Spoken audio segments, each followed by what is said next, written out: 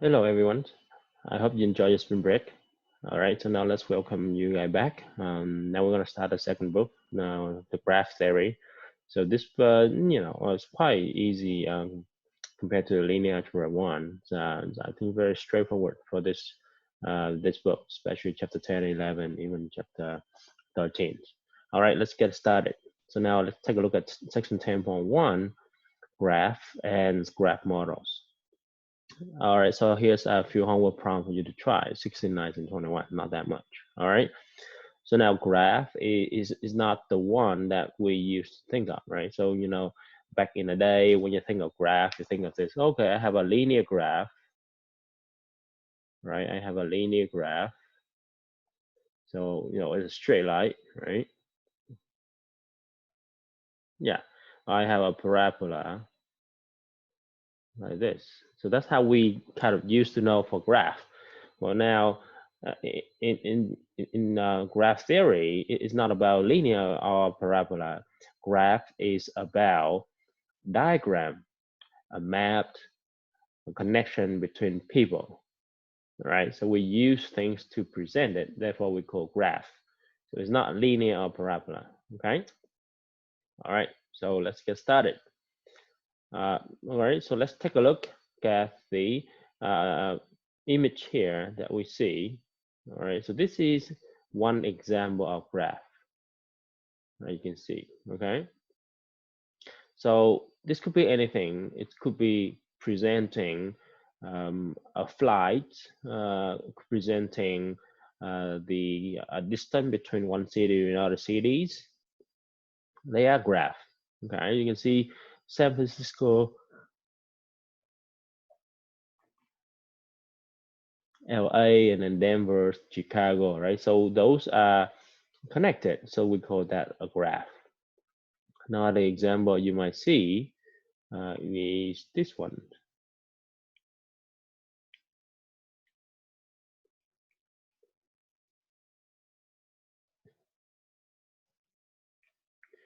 All right, San Francisco here. You can see here with arrows involved, right? So we can talk about those in a little bit, but again, both of this example are graphs, all right? All right, so here's the definitions. Suppose we have a graph G, right? G represent a graph with V and E. So what does E stand for? V will be the number of vertices and E stand for number of edges. All right, so consists of a non-empty set V, the number of vertices or the nodes, and a set E of edges. All right, so vertices are, you can think of A, B, C, D. Those are vertices, and edges are the length connect between one vertex to another vertex. All right. So each edge have either one or two vertices associated with it. Um, call its endpoint, right?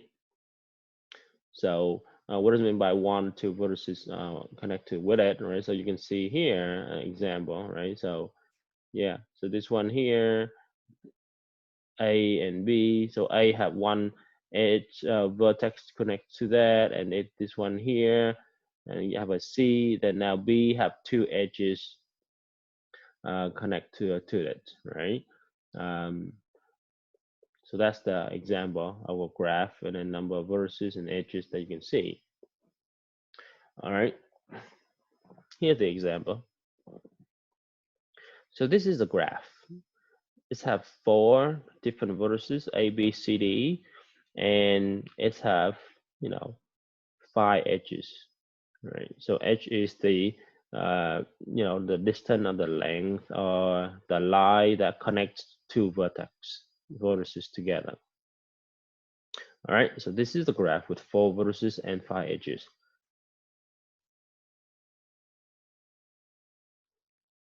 So you might ask, do we have to use a straight line to connect two vertices together? The answer, you don't have to. For example, I can still have those four vertices in order like this, right? A, B, C, D. Yeah, I can, do like this. So now it's connected. I can do like, like this, it's still connected. I can do like this, it's still connected, and that's straight line. So again, so we don't have to make a straight line, but just, using a straight line just kind of make it look nice on that, right? All right, so we have a lot of freedom when we draw a picture of graph, okay? Always matter is that, do we answer the question, are those vertices connected, or are those, how many edges are involved, right? That's what it is. All right. All right, so here's some terminologies that we kind of use. So a simple graph is a graph with each edge connects two different vertices, and no two edges connect the same pair of vertices. Okay, that's what we call a simple graph. So here's the example. All right, so you can see here we have three different vertices, and we have three edges. So AB connect by that edge right there, and then AC connect by that line, and BC connect to that line. So yeah, you can see here, each edge connects two different vertices. Okay, so this edge number 1 here connect AB. This is E2 connect AC, and then E3 connect BC. Yeah. So one edge connects two different vertices only, and no two edges connect to the same pair of vertices. You can see here, right? E1 only connect to AB, E2 doesn't connect to AB. So that's what we call a simple graph, right? Next definition is multigraphs. So it is a graph that may have multiple edges connect the same two vertices. All right. So M is the multiplicities of those two vertices, U and V. So for example, yeah, so you can see here between the vertices A and C, now it's have two edges connect to that. So the multiplicities of the vertex AC will be 2. All right, so they have two edges connect to it. So that's what we call multigraph. So same thing with BC. You can see here the edges BC have two, the vertex BC have two edges connect to that. So we call that multigraph. Next definition, a loop. A loop is an edge that connects a vertex to itself. So I have here two loops. You can see here it's go, connect to B, back to B again. Another C, kind of go back to C and connect to C again. And we have the last definition, which is pseudograph.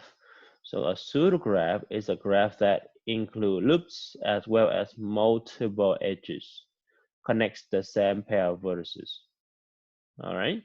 So the one you see right here, right now, is called a pseudograph. All right, and undirected graph is a graph doesn't have directions. And the one you saw on this page, the example here, it is undirected graph. So this pseudograph have both multiple edges and a loop. So this also called the undirected graph.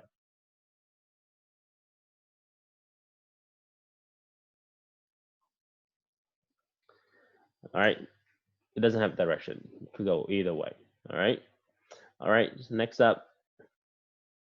So you can see here, this is a symbol graph, right? So this is a symbol graph. So this is undirected symbol graph. There we go, undirected symbol graph.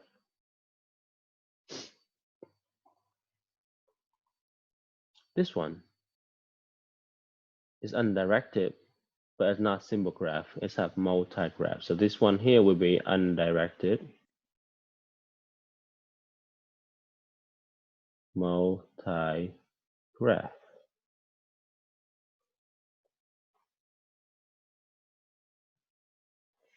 You can see here between Denver and then Chicago, there's three different edges connecting them. So M is equal to 3 here. Between LA and Denver, M equal to 2, multiplicity of 2. Then between New York and Washington, M equal to 2. And between Chicago and New York, M also equal to 2. So those are the multiplicity of, so multiplicity representing the number of edges connect to two different vertices, okay, undirected multigraph. All right, so now we look at what is called by directed graph. So a directed graph, right, also a graph, but it have directions, okay?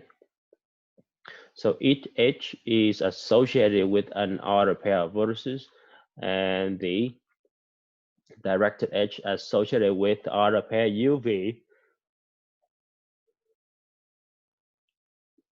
is set to start at U and then end at V. Okay, so when you look at directed graph, UV is very important. You mean that you better start at U and you end at V. You can see here, U, V, right? So start at U and end at V. So here's the example, right? So San Francisco go to Denver in two options, right? So San Fran can go to Denver in two options, right? You can see here, it can go from flight 1 and then up flight 2. But then from Denver to San Francisco, only from flight 3. So directed graph. This have direction. The arrow will be the direction. So this one here, you can go from San Fran to LA and LA back to San Fran, right? That's the scenario. So you can see here, Chicago can go directly to New York, and then Detroit can go directly to New York, but New York cannot go back to Detroit, right? Because they're directed direction. You can see here, Washington can go to New York in both ways, but New York cannot go back to Washington, right? So New York can go back to Washington, all right? Because the direction here is only pointed toward Washington to New York, right? That's the difference between directed graph and undirected graph. So undirected graph, you can well whatever you want, right? You can go back and forth. No, it doesn't make any difference. But directed graph, direction is very important. All right. All right. So yeah, keep going. All right. We have a simple directed graph. So a simple directed graph have no loops and no multiple edges, right? Simple, right? So here's the example, right? A go to B, B go to C, and A go to C. So C cannot go back to A, or B cannot go back to A either, and C cannot go back to B, right? So that's the example of directed graph, simple. Excuse me, right? Directed multigraph, same thing. It may have multiple edges. That an M multiple direct from U to V, we say that U and V is the edges of multiplicity of M. Okay, here's the example. So now A go to B,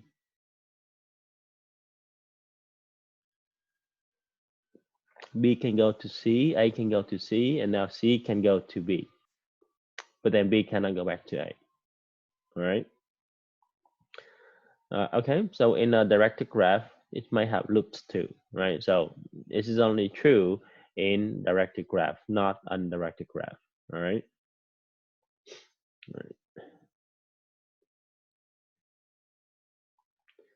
All right, so here's the example. You can see here that A go to B, and then B go to B, and then A go to B go to C in two different ways, and then A go to C in two different ways, and then C loop to itself. Right? So this directed multigraph have multiplicity of AB will be 1, and then multiplicity of BC is 2. You can see that, right? Yeah. Okay, so here is the summary of all the type of graph that we might see.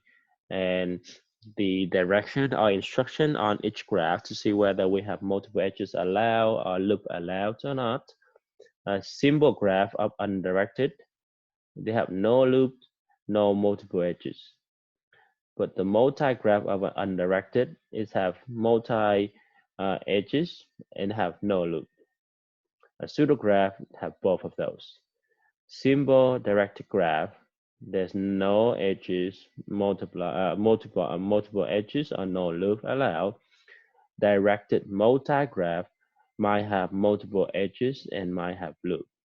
So that's the difference. Okay, you can see here, multi-graph, when it's undirected, they have multiple edges but no loop. But directed multi-graph can have multiple edges and also have looped, right? So watch out for that information, okay? All right, so mixed graph means that could be directed or undirected. So that's something that we rarely see.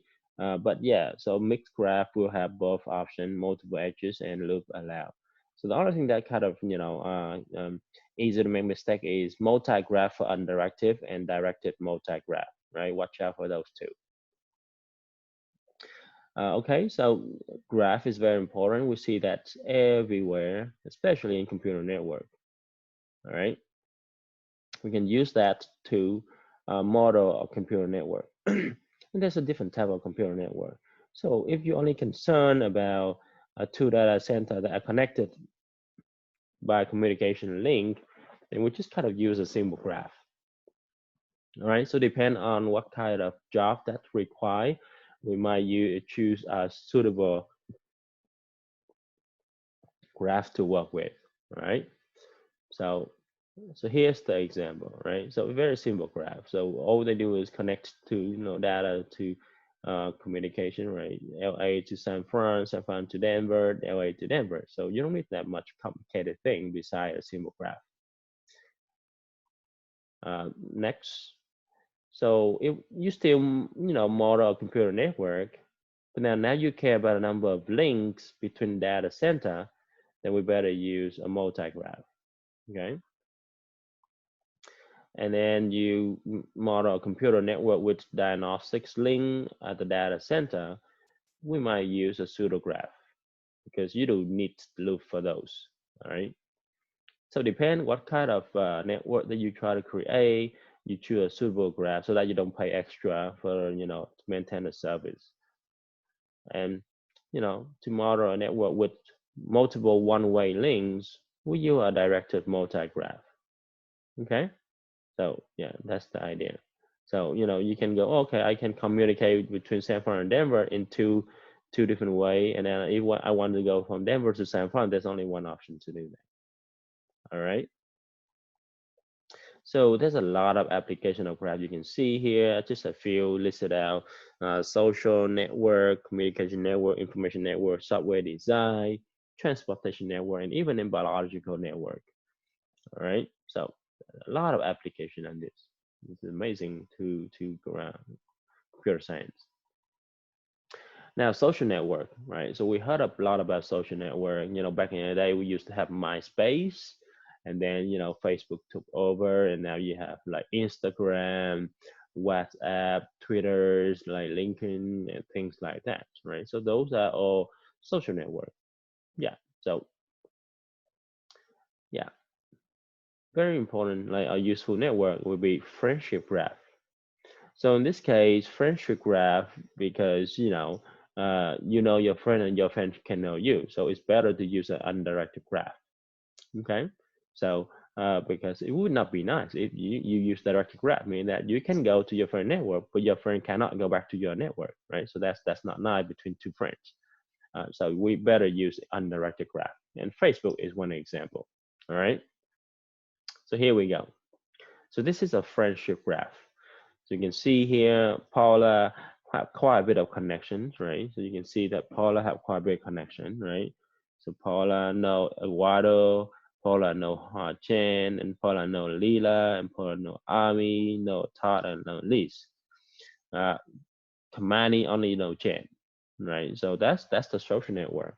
So you can see here, that through a mutual friend, you can find friends. That's exactly how the friendship graph works for Facebook, right? So, you might wonder, okay, how do, Facebook mm, recommend me to add somebody? Well, because they base on this, right? So, for example, if Todd and Amy, they both know Paula, then when Todd click on Paula, then Facebook might say, well, we like to add Amy because you uh, and Paula, have Amy in common. So that's how you add people that have mutual friends.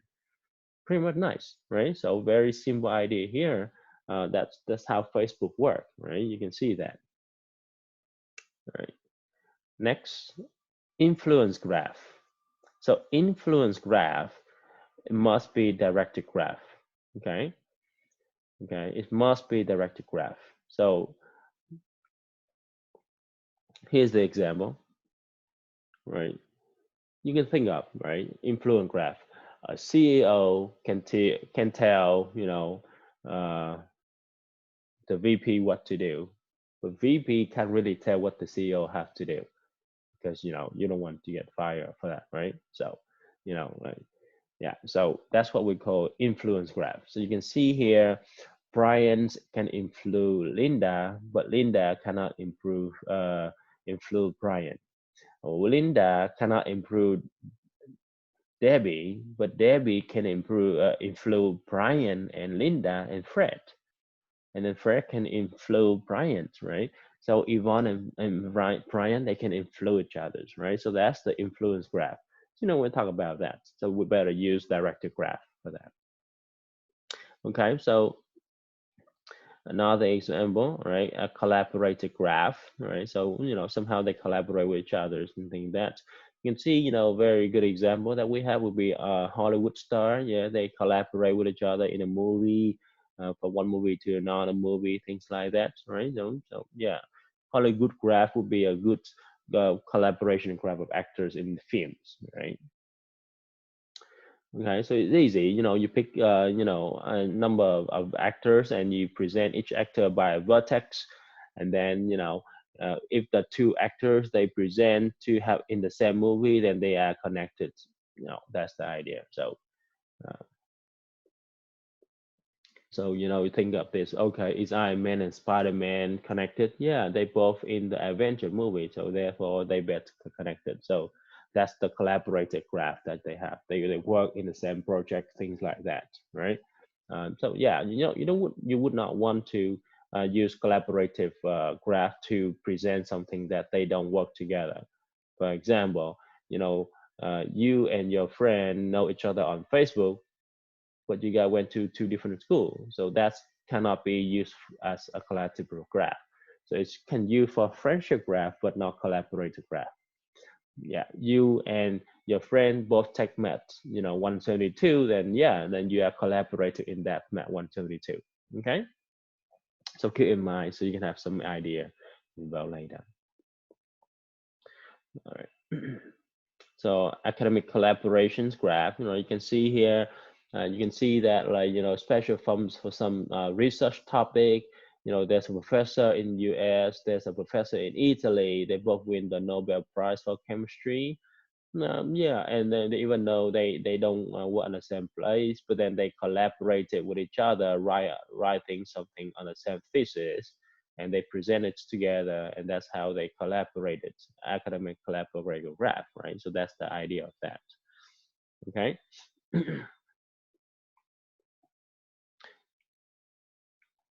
All right. So yeah. So this is the end of section 10.1. You can see here a lot of definitions, but that's what it is, right? So yeah. So you can see here a lot of terminology, things to remember, and I kind of focus on what's important that you should remember, and then think about that, right? So we're gonna see a lot of definition coming up. Don't bear with me on that. You will see a lot of definition, and you can see here it's not that bad of a for the subject, right? A lot of things, but it's very straightforward and trivial.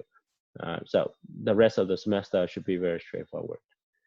All right. So